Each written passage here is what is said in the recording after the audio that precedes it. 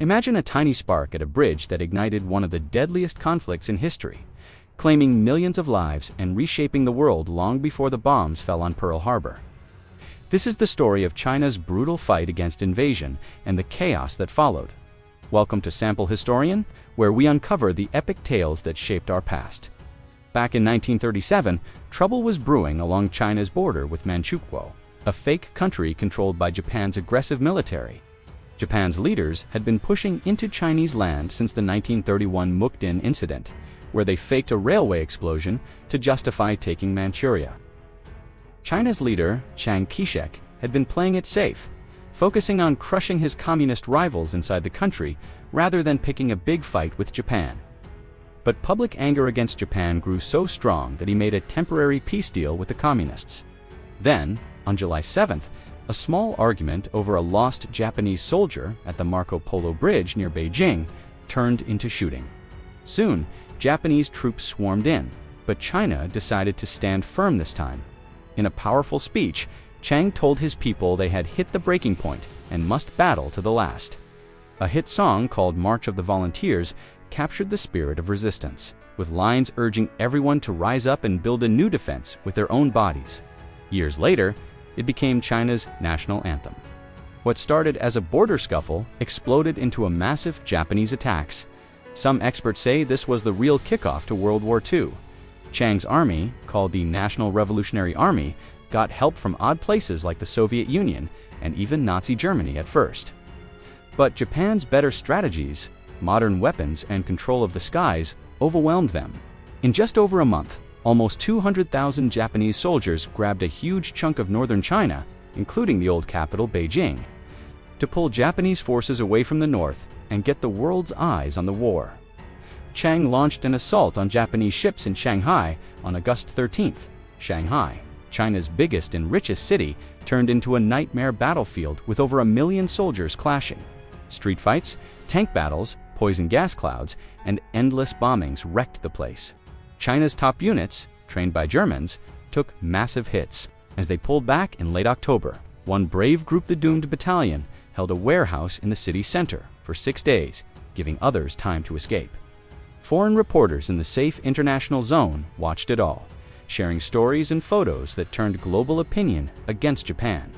The Japanese chased the retreating Chinese to Nanjing, the new capital, and seized it on December 13, 1937. What followed was pure horror. For 6 weeks, soldiers went wild, stealing, torturing, raping, and killing. Estimates say 50,000 to 300,000 civilians died, with around 20,000 to 80,000 women and girls assaulted in gang rapes and other brutal acts. Captured Chinese soldiers, about 30,000 were machine-gunned in groups, beheaded, or buried alive. Bodies piled up everywhere, some burned or thrown into the Yangtze River. A few Westerners set up a safe area led by German businessman John Rabe, a Nazi who was shocked by the cruelty and begged Hitler to stop Japan. But the massacre, known as the Rape of Nanjing, made Germany switch sides and cut aid to China. The world was outraged, but no one stepped in with real help. Japan kept up the terror, using rape as a tool of war, forcing women into prostitution camps and testing deadly chemical and germ weapons that killed thousands more. Next, Japan aimed for Wuhan. China scored a rare win at Taizhuang, but it wasn't enough. In a risky move, Chiang ordered the Yellow River's barriers broken at Wuwanku in June 1938 to flood out the invaders. The waters rushed across farms and villages without warning, drowning about 500,000 to 900,000 people, making 5 million homeless and sparking years of hunger and sickness like cholera. It was a huge man-made tragedy caused by China's own leaders against their people, displacing nearly 4 million in provinces like Henan, Anhui, and Jiangsu. Sadly, the floods didn't stop Japan, they just went around and took Wuhan after tough fighting with poison gas.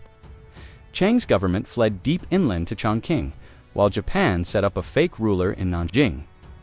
The war bogged down into a long standoff, called the Second Sino-Japanese War, or China's War of Resistance. By 1939, the Soviets were China's main helper, supplying planes and pilots. But Stalin made peace with Japan to focus on Europe, cutting off that aid. Supplies trickled in through French Indochina until Japan grabbed it in 1940, scaring the West.